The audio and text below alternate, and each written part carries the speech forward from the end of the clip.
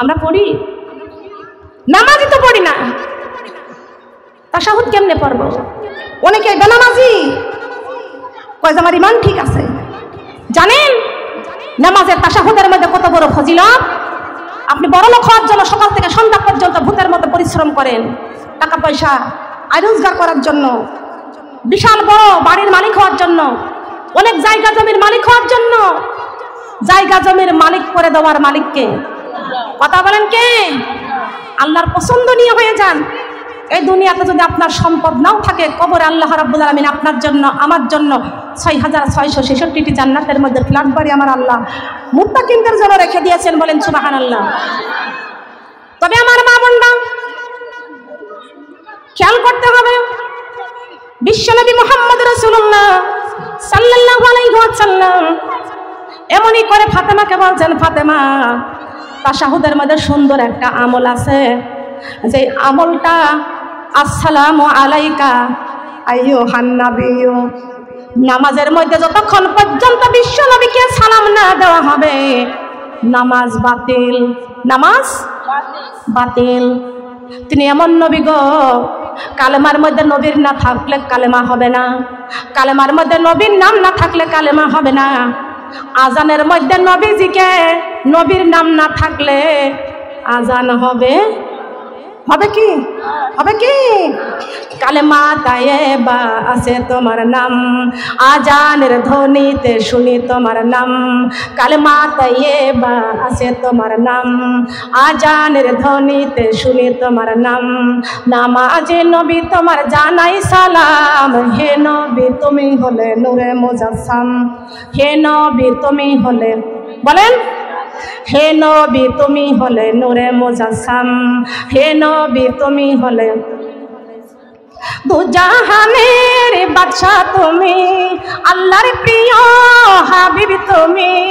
দু জাহানের বাদশা তুমি, আল্লাহর প্রিয় হাবিব তুমি। কুরআনে আছে তোমার নাম, হে নবী তুমি হলে নূরে মুজাসসাম। হে নবী তুমি হলে নূরে মুজাসসাম। বলেন হে নবী তুমি হলে, কালেমা তায়েবা আছে তোমার নাম, আজানের ধ্বনিতে শুনি তোমার নাম। নামাজে নবী তোমার জানাই সালাম, হে নবী তুমি হলে নূরে মুজাসসাম।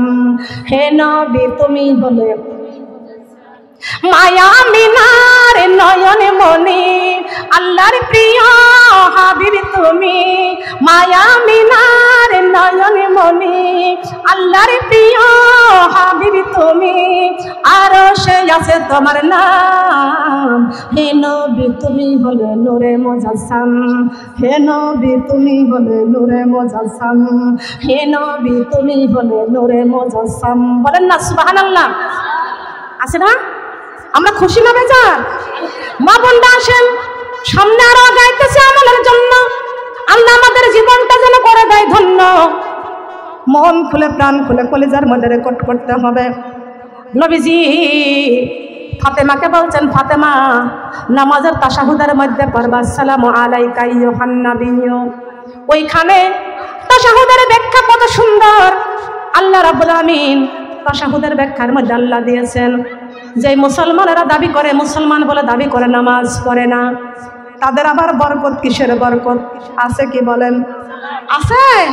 কোনো বরকত নাই। ফাতেমাকে ডাক দিয়ে কয়, মা ফাতেমা, বড় একটা করুণ ইতিহাস বলতেছি গো মা, একটু কান লাগান খেয়াল করে শুনেন।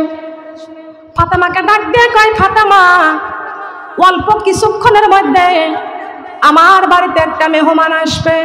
কে আসবে বলেন? মেহমান আসবে, একদম স্টপ থাকবেন। ফাতেমা বাবার পাশে বসে আছে, বাবার পাশে বসে আছে। আল্লাহর নবী আবার বেহুশ হয়ে গেলেন। মৃত্যু সরজা আছে কি না? নবী আমার মৃত্যু সরজা, নবী আমার বেহুশ। আল্লাহর নবী অজ্ঞান, বেহুশ। মা ফাতেমা বাবার মাথার কাছে বসে আছে। এমন সময় আল্লাহর নবীর ঘরের দরজার মধ্যে থেকে সালাম আসলো। কি আসলো বলেন? সালাম আসলো। অজ্ঞান হয়ে গেছে, বেহুশ হয়ে আছে, মা ফাতেমা বসে আছে। মা ফাতেমা শুনলেন আমার বাবার ঘরের দরজায় কে যেন সালাম দিয়েছেন। ফাতেমা ডাক দিয়া কয়, আমার বাবা এখন দরজা খোলা যাবে না, আমার বাবা এখন হুঁশ নাই, অসুস্থ, হুঁশ নাই বাবা। এমন সময় দ্বিতীয়বার আবার সালাম আসলো, সালামের উত্তর নাই। ফাতেমা সালামের উত্তর দিয়ে বললেন, আমার বাবা অসুস্থ, দরজা খোলা যাবে না। তৃতীয়বার আবার সালাম দিলেন। তৃতীয়বারের সালামে ফাতেমা বললেন, আমার বাবা অসুস্থ, দরজা খোলা যাবে না, ঘরে প্রবেশ করা যাবে না। এমন সময় তৃতীয়বার কেন সালাম আমার নবীর কানে পৌঁছে গেছেন। নবীজি ডাক দিয়ে কয়, মা ফাতেমা, আমাদের ঘরের দরজায় মেহমান এসেছেন, দরজাখানা খুলে দাও। মা ফাতেমা দরজাখানা খুলতে গেছেন। অল্প খোলার পরে দেখতে পাইছেন তিনি এমন মেহমান, তার মাথা হলো আসমানে। নবীজি ফাতেমাকে ডাক দিয়ে কয়, ফাতেমা দরজাখানা খুলিয়া দাও। ফাতেমা দরজাখানা খুলতে গেলেন, যাওয়ার পরে একটু দেখলেন, একটুখানি খোলার পরে দেখলেন এমন মেহমান গো, সেই মেহমানদের মাথা আসমানে। তিনি এমন মেহমান, মাথাটা আসমানে, পা দুইটা জমিনে, এক হাত পূর্ব প্রান্তে আর এক পশ্চিম প্রান্তে। এমন মেহমান তো আমি কোনোদিন দেখি নাই। মা ফাতেমা তাড়াতাড়ি করে দরজা আটকায়া দিলেন। কেউ দাঁড়াবেন না, কেউ উঠবেন না। লাইনটা বন্ধ করে দিল কেন? কেউ দাঁড়াবেন না, কেউ উঠবেন না। মোনাজাত না করে কি কেউ যাবেন? এই তো আমি এইটুকু বর্ণনা করে নবীর উফাত খাইন, এটা বন্ধ করে দিয়ে মানে শেষ করে দিয়ে আমি মোনাজাত দিব। মা বোনরা একটু বসেন সবাই মিলে। কি আমরা কি মরবো না? আমার নবী উফাত হয়েছে, কি আমরা যাব না? কি আমরা যাব না? যাইতে হবে, সবাইকে কবরে চাইতে হবে। কি কবরে যাব কি যাব না? কারা কারা কবরে যাব? আমরা সবাই কবরে যাব। আল্লাহু আকবার। হাত নামাই দেন আমার মা বোনেরা। সংসারী সংসারী কইরা ভাবে গো, সংসারে সংসারে কইরা ভাবে গো, করিলি না বন্দেগি, কি জানি কি উপায় হইবে রে, অন্ধকার কবরে রে, ওরে জীবন গোনাই গোনাই গেল রে, বলেন ওরে জীবন, ওরে জীবন গোনাই গোনাই গেল রে, নিঃশ্বাসের বিশ্বাস কইরা গো, করিলা বাড়ি ঘর, কোন দিন জানি আজরাইল সারে, সবই করে পারো রে, ওরে জীবন গুনাই গুনাই গেল রে, বলেন ওরে জীবন, ওরে জীবন গুনাই গুনাই গেল রে, ধন সম্পদের মায়ায় পয়রা গো, ডাকিলি না মাওলা রে, কি জানি কি উপায় হইবে রে, অন্ধকার কবরে রে, ওরে জীবন গোনাই গোনাই গেল রে, বলেন ওরে জীবন, বাড়ির পাশে কবর ঘরে গো, থাকি বারে পড়িয়া,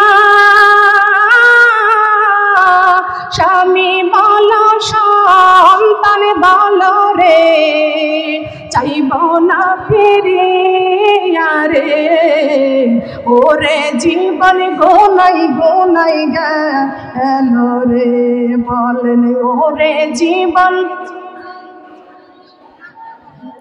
ওরে জীবন গোনাই গোনাই গেল রে, সুদের টাকার পাহাড় গইরা গো, ডাকিলি না মাওলা রে,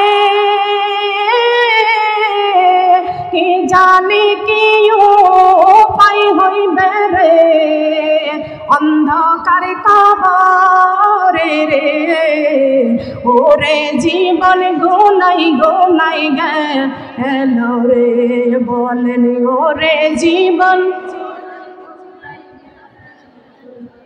কথা বলেন ঠিক না বেঠিক কিন্তু মা বোনটা খেয়াল করতে হবে মা ফাতেমা কাঁদতে কাঁদতে নবীজির কাছে এসে বসলেন নবীজির কাছে এসে বসলেন নবী আমার হুঁশ ফিরে আসলেন আমার নবীর কাছে এসে বলতেছেন ইয়া রাসূলুল্লাহ ইয়া হাবিবাল্লাহ আব্বা জান তিনি এমন একজন মেহমান বাবা দরজা খুলতে পারবো না বড় ভয়ঙ্কর ও বাবা এইরকম ভয়ঙ্কর মেহমান তো আমি কোনোদিন দেখি নাই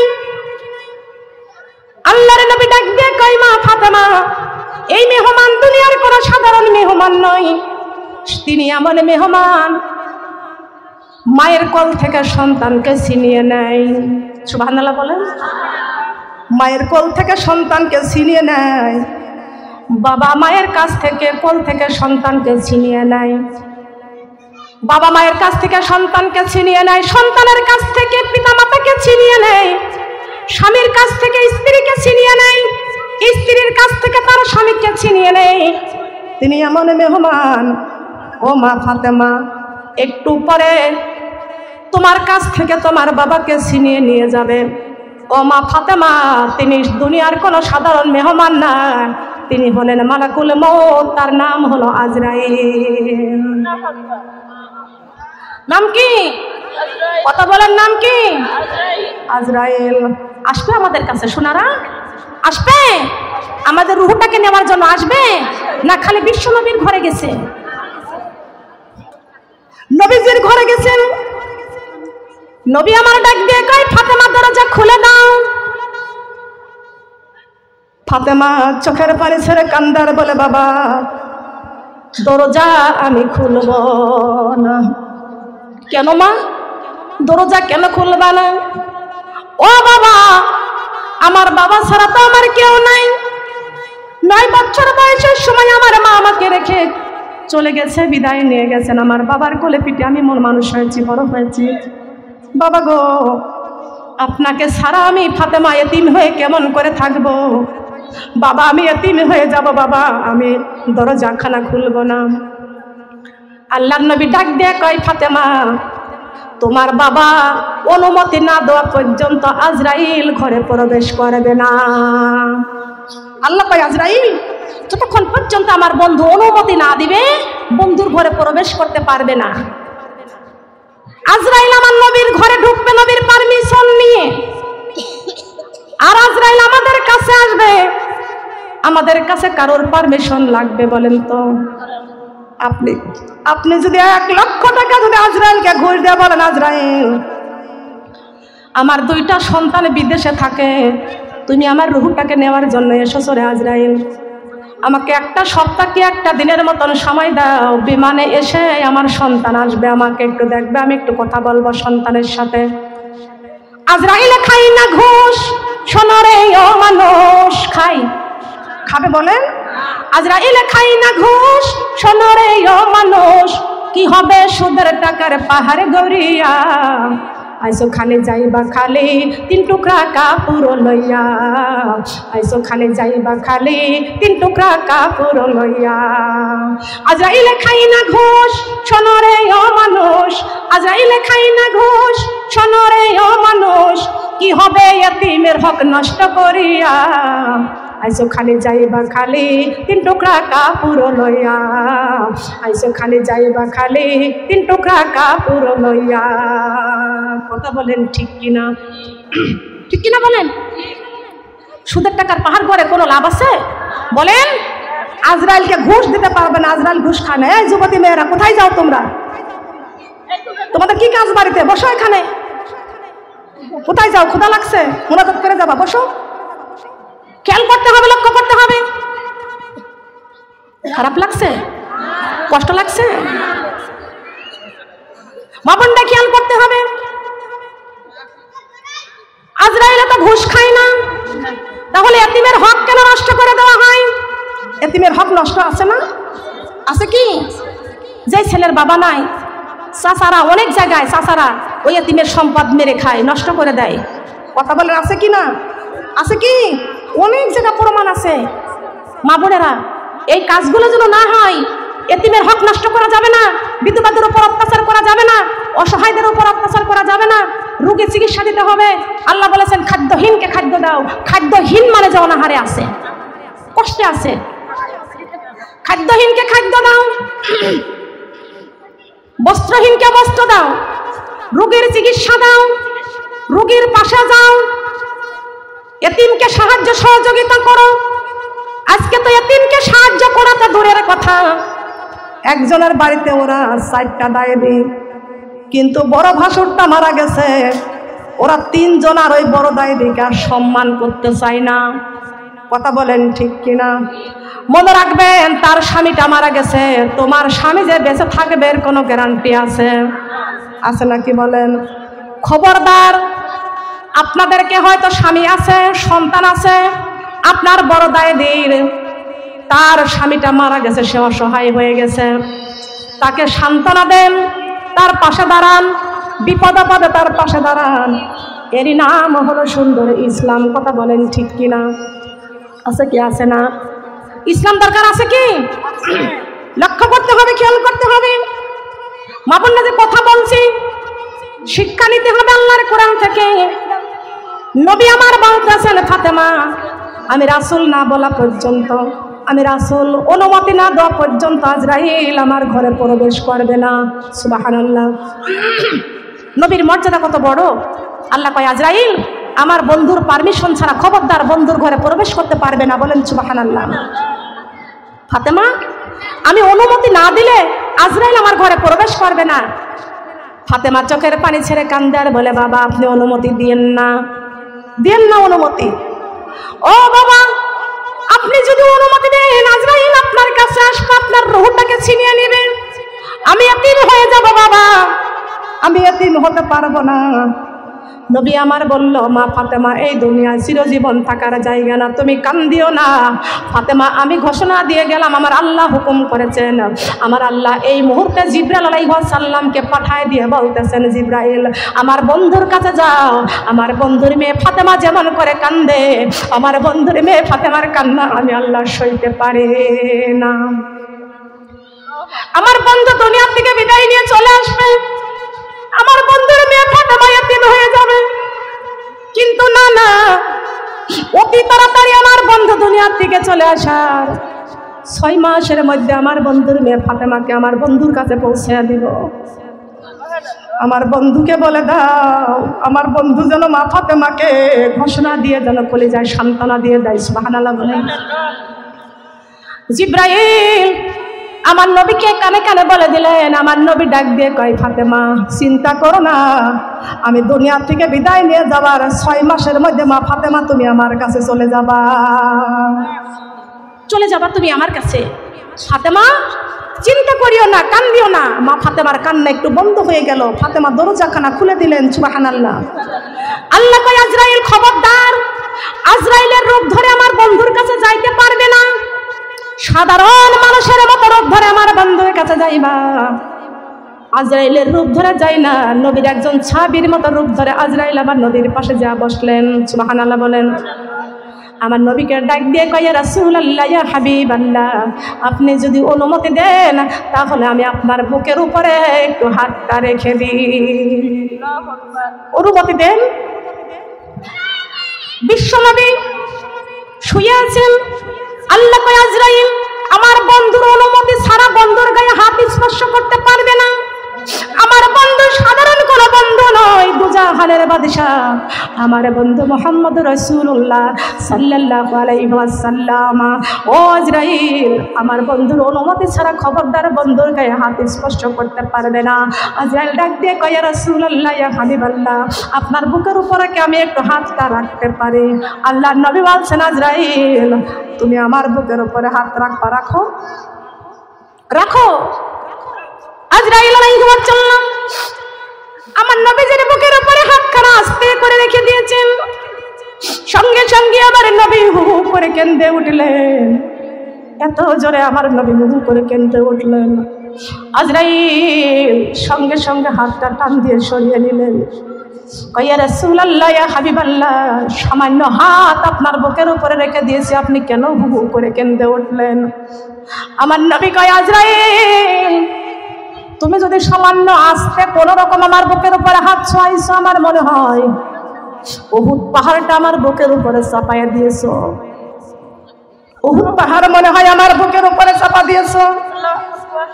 আজরাইল ডাক দিয়ে কয়, ইয়া রাসূলুল্লাহ ইয়া হাবিবাল্লাহ, না না, আমি উহুদ পাহাড় আপনার বুকের উপরে চাপাই নাই, হাতখানা সামান্য আস্তে করে ছোঁয়াইছি।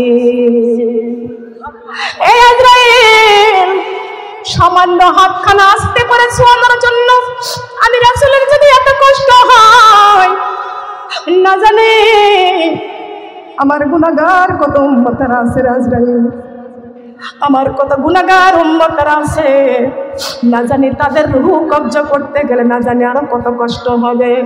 এই আজরাইল, আমি তোমার কাছে একটা অনুরোধ করি, রাখবে কি? আজরাইল কয়, ইয়া রাসূলুল্লাহ ইয়া হাবিবাল্লাহ, আল্লাহর হুকুম একটা কেন, যতটা অনুরোধ করবেন আমি রাখবো। ও আজরাইল, অনুরোধটা হলো, আমার তাম পৃথিবীতে যত আমার গুনাহগার উম্মতেরা আছে, তাদের রূহ কবজা করতে যত কষ্ট হয়, সমস্ত কষ্ট আমি রাসূলকে দিয়ে আজকে আমার জানটা কবজা করে না। এমন দরদি নবী জন্মিলেন, মৃত্যুর সময় উম্মতি বলে কান্দিলেন, মৃত্যুর সময় উম্মতি বলে নবী। এমন দরদি নবী জন্মিলেন, উফাতের সময় উম্মতি বলে কান্দিলেন, উফাতের সময় উম্মতি বলে কান্দায় না, কান্দায় না দয়ার নবীকে, নবীকে কান দাইলে রে কানিবে মরণে, নবীকে কান দাইলে রে কানিবে মরণে। কান্দায় না, কান্দায় না দয়ার নবীকে, নবীকে কান দাইলে রে কানিবে কবরে, নবীকে কান দাইলে রে কানিবে তুমি কবরে। কান্দাইও না, কান্দাইও না দয়ার নবীকে, নবীকে কান দাইলে রে কানিবে তুমি হাসরে, নবীকে কান দাইলে রে কানিবে তুমি হাসরে। কান্দো, কান্দতে হবে। আপনি তো বলবেন আমি তো নবীকে ভালোবাসি, নবীকে তো কান্দাই না। কিন্তু মনে রাখবেন, আলেমরা যখন কোরআনের কথা বলে, আলেমরা যখন কথা বলে, এই আলেমরা হলো আল্লাহর নবীর ওয়ারিস। সুবহানাল্লাহ বলেন। আলেমরা নবীর ওয়ারিস, আমরা নবীদের সন্তান। আমার নবী নাই, আমার নবী দুনিয়া থেকে বিদায় নিয়ে চলে গেছে। সেই নবীর বাণী, কোরআনের বাণী, এইটা যারা প্রচার করবে তারা হলো নবীর ওয়ারিস। মনে রাখবেন, আল কোরআনের কথা যারা প্রচার করে, প্রকাশ করে, প্রচার করে, তারা নবীর ওয়ারিস। আলেমদের উপরে অত্যাচার করলে নবী আমার কানবে। কথা বলেন ঠিক কিনা? নবী কানবে কি কানবে না? আলেমদের উপর অত্যাচার করলে নবী আমার কানবে। তাহলে এই যে মাওলানা মামুনুল হককে কারাগারের মধ্যে, জেলের মধ্যে আটকায়া তাকে ইনজেকশন দিয়ে দিয়ে পঙ্গু করে দিয়েছিল, হাজার হাজার পৃথিবীর মানুষ দেখেছে, সে হুইল চেয়ারে চলাফেরা করেছে। মাওলানা আমির হামজাকে কিভাবে আয়না ঘরে বন্দি করেছিল, কিভাবে আটকায়া তাকে 3 বছর রিমান্ডে দিয়েছে। তাহলে আমার মা বোনরা, এরা কি আমার নবীর ওয়ারিস না? তাহলে এই সমস্ত কোরআনের পাখিদেরকে ধরে ধরে তারা কোরআনের কথাই তো বলে, তারা জাহান্নাম থেকে বাঁচার জন্য জান্নাতের পথে তারা ডাকছে, আর তাদেরকে ধরে ধরে যদি শাস্তি দেয় তাহলে কি আমার নবী কাঁদবে না? বলেন কাঁদবে না? আমার নবী কাঁদবে। আর আমার নবীকে যারা কান্দাইবে তারা মরণে কাঁদবে, আমার নবীকে যারা কান্দাইবে তারা কবরে কাঁদবে, আমার নবীকে যারা কান্দাইবে তারা হাসরে কাঁদবে। কথা বলেন ঠিক না বেঠিক? আছে কি না? শুধু নামাজ পড়লে জান্নাতে যাবেন না, যাইতে পারবেন না জান্নাতে। জান্নাত কি সস্তা? কোরআনের আইন মানতে হবে। কার আইন মানতে হবে? কোরআনের আইন মেনে তারপরে জান্নাতে যাইতে হবে। জান্নাতে যাইতে চাই তো? জান্নাতে যাইতে চাই? কারা কারা যাইতে চাই? হাত নামান। কোরআনের আইন মানো নারী, না মানিলে হইবা জাহান্নামী। কোরআনের আইন মানো নারী, না মানিলে হইবা জাহান্নামী। বাসিবা কয়দিন দুনিয়াতে, বাসিবা কয়দিন দুনিয়াতে, একটু দেখো চিন্তা করি, পর্দার আইন মানো নারী, না মানিলে হইবা জাহান্নামী। কোরআনের আইন মানো নারী, না মানিলে হইবা, কোরআনের আইন মানো নারী, না মানিলে হইবা জাহান্নামী। ফাদি খুলি ফি বাদি, ওয়াদি খুলি জান্নাতি, ফাদি খুলি ফি বাদি, ওয়াদি খুলি জান্নাতি। আল্লাহর কোরআন পড়ে দেখো, আল্লাহর কোরআন পড়ে দেখো, পর্দা করিলা তুমি জান্নাতি। সুবহানাল্লাহ বলেন। পর্দা করলে কোথায় যেতে হবে? নামাজ পড়লে কোন জায়গা? নামাজের দরকার আছে কি না? পর্দার দরকার আছে কি না? আমরা নামাজ পড়বো না ছাড়বো? পর্দা করবো না ছাড়বো? আমরা কি গীবত করবো না গীবত ছাড়বো? পরনিন্দা অহংকার করবো না ছাড়বো? অহংকার ছাড়তে রাজি আছেন? খবরদার কোনো অহংকার করতে পারবেন না। কিসের অহংকার করেন? চেহারার অহংকার করেন। এই চেহারা যদি কোরআনের আইন যদি না মানতে পারে জাহান্নামের আগুনে জ্বলে পুড়ে শেষ হয়ে যাবে। কথা বলেন ঠিক কিনা? গহনার অহংকার করেন, এখনই আপনার দেহ থেকে রূহ বের হয়ে গেলে আপনার ছেলেরা মেয়েরা সব গহনাগুলো খুলে নেবে, আপনাকে খালি হাতে কবরে যাওয়া লাগবে। পোশাকের অহংকার করেন, আপনার দামি পোশাক আছে, দামি পোশাক নিয়ে কবরে যাইতে পারবেন না। আপনার 50,000 টাকা দামের বেনারসি শাড়ি আছে, ওটা শোকেসের মধ্যে থাকবে। এই সাদা মার্কিন থান পোশাক নিয়ে আপনাকে কবরে যাইতে হবে। কথা বলেন ঠিক না বেঠিক? অনেক বড় বাড়ির মালিক আপনি, কিন্তু কবরে যাইতে হবে 3.5 হাত জায়গা। কথা বলেন ঠিক কিনা? কয় হাত জায়গা? 3.5 হাত জায়গা। মা বোনরা, অনেক ভালো বিছানা আছে, কবরে যা দেখেন মাটির বিছানা। কথা বলেন ঠিক না বেঠিক? তাহলে অহংকার করে কোনো লাভ আছে? লাভ আছে? যত বড় রাজা বলেন বাদশা বলেন, কারোর কোনো অহংকার করে কোনো লাভ নাই। সবাইকে অন্ধকার কবরে 3.5 হাত জায়গা। যিনি ফকির ওনাকেও 3.5 হাত জায়গার মধ্যে যেতে হবে। যিনি রাজা বাদশা তাকেও সেই জায়গার মধ্যে যেতে হবে। তাহলে বড় বাড়ি, বড় গাড়ি, বড় দালান কোঠা, টাকা পয়সা অনেক বেশি, দামি অলংকার আছে, কোনো অহংকার করে বড়াই করে কোনো লাভ আমাদেরকে নাই। কথা বলেন ঠিক কিনা? সবাইকে সম্মান করতে হবে, তাজিম করতে হবে। কথা বলেন সুবহানাল্লাহ। মা বোনরা, কেন বলতেছি? আরেকটা হাদিস ছোট্ট করে আলোচনা করব, বর্ণনা করব। মা বোনরা, কেউ এখান থেকে উঠে যাবেন না। উত্তম আল্লাহর নবী মুহাম্মদ রাসূলুল্লাহ সাল্লাল্লাহু আলাইহি ওয়াসাল্লাম আজরাইলকে ডাক দিয়ে কয়, ও আজরাইল, আমার তামাম পৃথিবীতে যত গুনাহগার উম্মতরা আছে প্রত্যেকের রূহ কবজ করতে যত শাস্তি হয় সব কষ্ট শাস্তি আমাকে দিয়ে দাও। আল্লাহর নবী ডাক দিয়ে কয়, আজরাইল আলাইহিস সালাম ডাক দিয়ে কয়, ইয়া রাসূলুল্লাহ, ইয়া হাবিবাল্লাহ, আপনি চিন্তা করবেন না, আপনি চিন্তা করবেন না। আপনার প্রত্যেক উম্মতরা ফরজ নামাজের পর তারা যদি একবার আয়াতুল কুরসি পড়ে, একবার আয়াতুল কুরসি যদি পড়ে, মৃত্যুর সময় তার রূহটাকে এমন করে আমি আজরাইল বের করে নিব, এমন করে আজরাইল আমি তার রূহটাকে বের করে নিব। মায়ের কোলে সন্তান, মায়ের কোলে যেমন দুধ খাইতে খাইতে ঘুমাইয়া যায়, আর আয়াতুল কুরসি পড়বে যারা মৃত্যুর শান্তি পাবে তারা। আছে কি আছে না? তো নামাজই তো পড়ি না। নামাজের দরকার আছে? নামাজের দরকার আছে।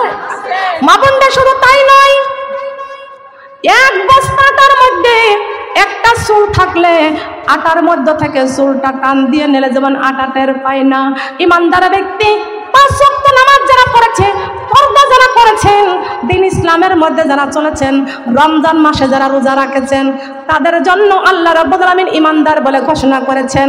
ঈমানদার হতে হলে মিথ্যা কথা বলা যাবে না, চুগলখড়ি করা যাবে না, অহংকার করা যাবে না, আর এক দায়ীদের বদনাম, শাশুড়ির বদনাম আর এক জায়গায় করা যাবে না। কারোর দোষ পাইলে দোষটা গোপন রাখার চেষ্টা করবেন। সব সময় নিজের অপরাধ স্বীকার করবেন, আল্লাহর কাছে কাঁদবেন। নিজের 1000 দোষ নিজের মধ্যে, 2টা দোষ আর একজনের নিয়ে মানুষের বাড়িতে গবেষণা করে বেড়াই, এমন ব্যক্তি আছে কি? আছে না? আছে কিনা বলেন? আপনি মনে রাখবেন, আপনি সারা রাত তাহাজ্জুদের নামাজ পড়েছেন, কোরআন তেলাওয়াত করেছেন, আপনি পর্দা করে চলাফেরা করেছেন, আপনি দিন ইসলামের মধ্যে চলাফেরা করেছেন, আর একজন ব্যক্তি পরের বাড়ি কাজ করে খায়, ঠিক মতো ইবাদত বন্দেগী করতে পারে না, নামাজটা পড়ে রীতিমতো, কিন্তু সঠিক মতো দান সদকা করতে পারে না, ভালো মতো চলতে পারে না, গরিব মানুষ। আপনি সেই ব্যক্তির নামে বদনাম করেছেন, আপনি ইবাদত করেছেন তাই বলে আপনি বাহাদুরি করতেছেন, ওই গরিব মানুষটার দিকে আপনি অহংকার করলেন, নিন্দা করলেন, গীবত করলেন। মনে রাখবেন, আপনি যখন গীবত করেছেন, আপনার সব আমলগুলো ওই গরিব মানুষটাকে দিয়ে দিচ্ছেন। কিয়ামতের কঠিন দিনে আপনার সমস্ত আমল নিয়ে ওই গরিব মানুষটা জান্নাতে চলে যাবে। আল্লাহ রাব্বুল আলামিন আপনাকে জাহান্নামের ঘোষণা দিয়ে দেবেন। আপনি আল্লাহর কাছে কাঁদবেন, আল্লাহ আমি তো সারা জীবন পর্দা করেছি, আমি তো ভালো মতো নামাজ পড়েছি, আমি কত দান সদকা করেছি। ওই ব্যক্তিটা কোনোদিন দান সদকা করতে পারে নাই, কোনোদিন তো দান সদকা করে নাই, কারোর একটা কাপড় কিনে দিতে পারে নাই, অনেক কষ্ট করেছে। তিনি এত আমল নিয়ে জান্নাতে যাচ্ছে, আর আমি এত দান সদকা করার পরও কেন আমি জাহান্নামে আমাকে যেতে হচ্ছে? আল্লাহ রাব্বুল আলামিন বলেছেন, তুমি তো দুনিয়ায় ইবাদত করেছো ঠিক আছে, কিন্তু তুমি ওই ব্যক্তির উপরে গীবত করেছো। ওই ব্যক্তির উপরে গীবত করার কারণে তোমার সব আমল আমি ওকে দিয়েছি। ঠিক ঠিক তো? তাহলে এবার গীবত করা যাবে না। তুমি যে আমল করেছো, তোমার সব আমল গীবত করার কারণে তার উপরে চলে গেছে, তোমার আমলগুলো নিয়ে সে এবার জান্নাতে যাচ্ছে, তুমি এবার জাহান্নামে যাও। এটা এবার বোঝা যায়। আমরা তো কারোর উপরে গীবত করতে পারবো না, গীবত করলে আমল হারা যাবে। কথা বলেন ঠিক কিনা? গীবত করলে কি আমল হারা যাবে? কেন? সোনা দানা যেখানে সেখানে রাখা যাবে না, যাবে নাকি? স্বর্ণগুলো কি সুন্দর শোকেসের মধ্যে, আলমারির মধ্যে রেখে তালা দিয়ে রাখা হয়, যত্ন করে রাখা হয়, আবার চাবিটাও সেরে রাখা হয়। কথা বলেন ঠিক কিনা? আপনার চাবি তো খোলা। চাবি খোলা মানে কি? আমল করেছেন কিন্তু আমল ধরে রাখতে পারতেছে না, চাবি খোলা, তালা নাই। কথা বলেন ঠিক কিনা? মাবনটা খেয়াল করতে হবে। এই যে সামনে আমাদের পবিত্র মাহে রমজান মাস আসতেছে, আমাদের রোজা রাখার দরকার আছে কি না? আছে কি না? সুস্থ পুরুষ নারীর জন্য, সুস্থ পুরুষ নারীর জন্য ফরজি রোজা, কেউ কইর না কাজা, কেউ ভাইব না বোঝা। একটি খুরমা খাইয়া দিনের নবী রাইখাছেন রোজা, একটি খুরমা খাইয়া আমার নবী রাইখাছেন রোজা।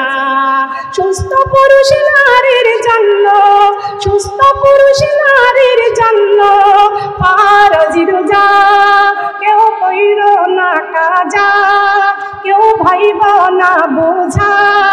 একটি রুটি খাইয়া মা ফাতেমা রাইখাছেন রোজা, একটি রুটি খাইয়া মা ফাতেমা রোজা রাখছেন দিনের নবী বিবি সাহাবাগণ।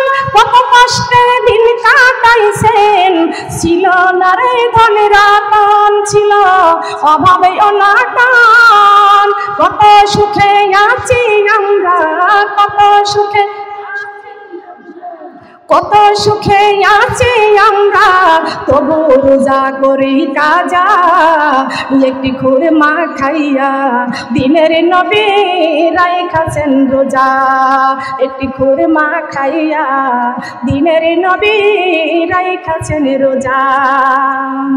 জেনে শুনে একটি রোজা না রাখিলে সর্বাঙ্গ সাক্ষী দিবে কবরে গেলে ধরবে মুনকারে নাকিরে, রোজার জন্য ভোগ করিবে, রোজার জন্য ভোগ করিবে কঠিন সাজা। একটি খুরমা খাইয়া আমার নবী রাইখাছেন রোজা, একটি খুরমা খাইয়া আমার নবী, একটি রুটি খাইয়া আমার নবী রাইখাছেন রোজা। কথা বলেন ঠিক না বেঠিক?